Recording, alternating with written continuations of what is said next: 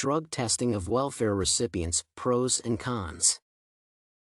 The problem of drug testing of welfare recipients has sparked a public outcry. The question of whether welfare recipients should be drug tested or not has its own supporters and detractors. The arguments of those who think that drug testing is necessary are obvious. It is believed that the government saves public funds by refusing financial aid to those citizens who fail the test. Moreover, when this legislative intention was just implemented, Senator David Vitter stated that in such a way, the government was planning to find out and control the drug addicts and families that need government assistance. It seems to me that this unfair statement implies the fact that drug addicts are more numerous among welfare recipients in comparison with the rest of the population. Moreover, to a certain degree, Vitter's statement may be considered an intrusion into privacy. However, apart from the moral aspects of this problem, it seems to me that the drug testing of welfare recipients has many other negative factors. Speaking about the financial benefits of this issue, the advocates of drug testing state that every dollar of taxpayers should be spent properly. It is believed that by means of this measure implementation, the funds are distributed in a proper way, and government assistance is received only by those families who need it. At the same time, it is believed that drug addicts are rejected from this assistance, and in such a way, the economy of taxpayers' money takes place. My strong belief is that point of view is a myth. Stating this, the advocates of drug testing do not take into consideration the cost of all the necessary procedures of drug screening.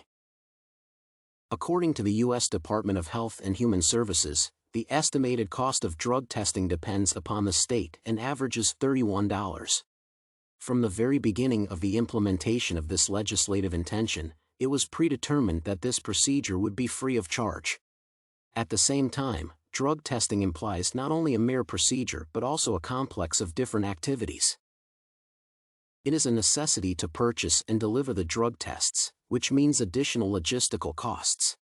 It is necessary to pay laboratory tariffs and to pay wages to the staff that is involved in servicing, monitoring, and administrating the drug testing. Moreover, these are not all expenses. Considering this, in some states such as Florida or Alabama, an applicant has to pay independently for the drug test. In case a recipient fails the test, he loses the money spent on it. Nevertheless, in the case of a negative result of the drug test, the charges of the applicant are reimbursed. In this regard, the brightest example that demonstrates the senselessness of this policy, from the point of view of cost saving, is a trial run performed in Florida. During this testing program, according to the demands of the authorities of Florida, every welfare recipient had to pay for his or her drug test. Concluding the data of this experiment, among all the participants, only 2.6% of applicants failed the test. In such a way, practically all the charges have been compensated by the local budget.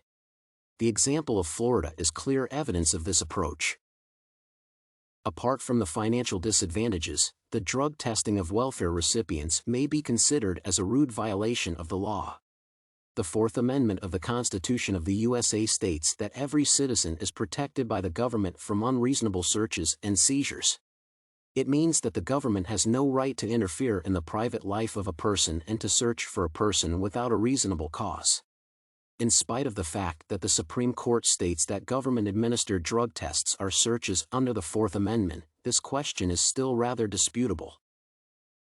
It may be said that the legitimacy of the drug test for welfare recipients depends on the question of whether the reason for this test is reasonable or not. Moreover, the demand for drug testing of a person who wants to receive governmental aid contradicts the Declaration of Independence, which states that all people are created equal. By forcing a group of citizens to pass through drug testing, while for all the rest it is not necessary, the government violates this principle and in such a way, emphasizes the inequality in society. Moreover, there is also a moral aspect to this problem. It is easy to imagine the situation when a problem family with moderate means depends upon its one member who is a welfare recipient.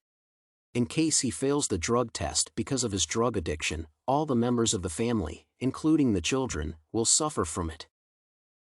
In the way of conclusion, I would like to say that I am a determined opponent of the idea of drug testing of welfare recipients, because of its financial pointlessness, contradiction to the existing laws, and moral injustice.